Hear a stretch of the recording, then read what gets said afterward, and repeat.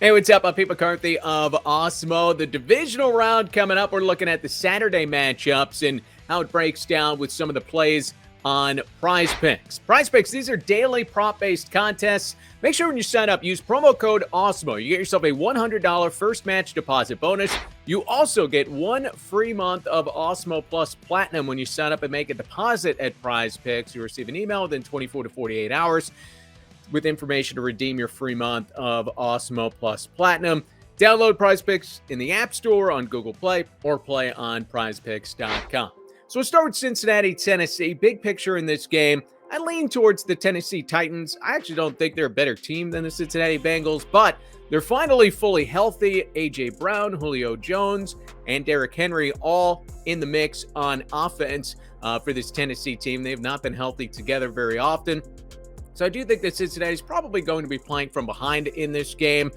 Joe Mixon, I'm not looking at his rushing yardage, I'm looking at the receiving yardage on Mixon. 18.5 is the number. They're relatively low. Mixon's been a big part of the Cincinnati passing game of late. 70 yards, 40 yards, 28 receiving yards in his last 3. And those were all wins. If Cincinnati's playing from behind, they'll have to throw even more. And I think they got to find a way to keep Joe Mixon in the mix here. Also, big problem for the Cincinnati offense this year. Joe Burrow gets sacked a ton. You got to find a way to get the ball out quick against capable defense like Tennessee that, again, is going to be fresh. One way to do that, get the ball to the running back. So I do like Joe Mixon in this spot, the receiving yardage to be there. I do find the Tennessee offense a little difficult to try to predict exactly who's going to be getting the ball, how it's going to play out between all of these threats being healthy and being out there on the field. So I'll look at the Bengals and Joe Mixon and go over on his receiving yardage line at 18.5. And the projections like that, too. They have him at close to 22 receiving yards. Not that different, but in the mix there. All right, this is my favorite pick of the weekend, A.J. Dillon. Well, we've been waiting to get this guy.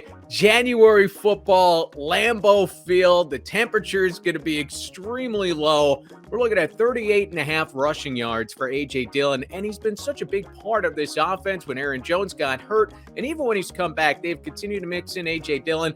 And look, you look at the San Francisco 49ers team. They are playing a third straight game on the road.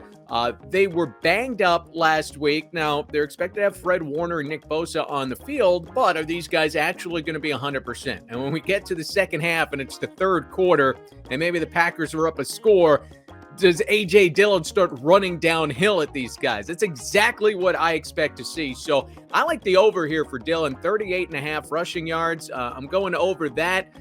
Dillon has been over this number in 3 straight games, 11 of 17 games over the course of this season, so it's something that he has done. I like the matchup here with the Packers against a relatively banged-up 49ers defense, and give me A.J. Dillon in the playoffs. Been waiting to see this all year. Physical running back. Love to see it this weekend.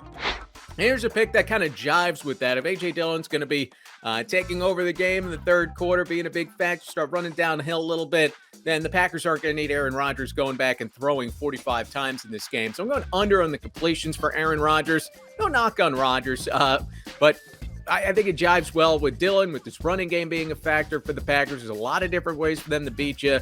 Rodgers, look, he can beat defenses over the top as well, put up the yardage, but not necessarily need a ton of completions. I don't expect the Packers to be down late in this game where Rodgers has to throw a ton. And if you look at what he's done over the course of the season, Rodgers has actually been under 24 completions in 10 of 15 games. He matched it in another to get to the full total of 16. But 2/3 of the time, he's under this number.